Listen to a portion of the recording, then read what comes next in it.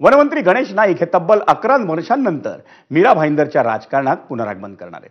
येत्या 15 नोव्हेंबरला गणेश नाईकांचा मीरा भाईंदरमध्ये जनता दरबार होणार आहे। मीरा भाईंदरमधील समस्यांवर तोडगा काढण्यासाठी गणेश नाईक जनता दरबार घेणार असल्याची माहिती मीरा भाईंदरचे आमदार नरेंद्र मेहता यांनी दिली।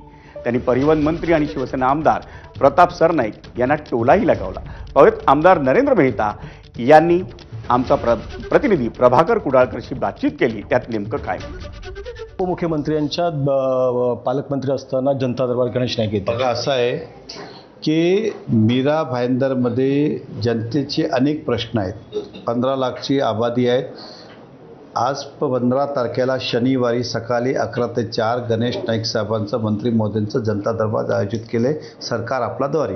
बरेचसे प्रश्न जे सरकारशी निगडीत आहे किंवा विविध विभागाशी ते प्रश्न सोडत नाही, या डिपार्टमेंट ते सगळे डिपार्टमेंटचे अधिकारी त्या दिवशी असणार आहे आणि जागेवर ते प्रश्न सोडवले जाणार आहे। आता राहिला प्रश्न उपमुख्यमंत्री साहेबांचं, पालकमंत्री असताना बघा उपमुख्यमंत्री साहेब महाराष्ट्रातले शिवसेनेचे नेते आहे, त्यांच्याकडे तेवढं वेळ होणं हे शक्यच नाही की ते इकडे येऊन बैठका घेऊ शकतात।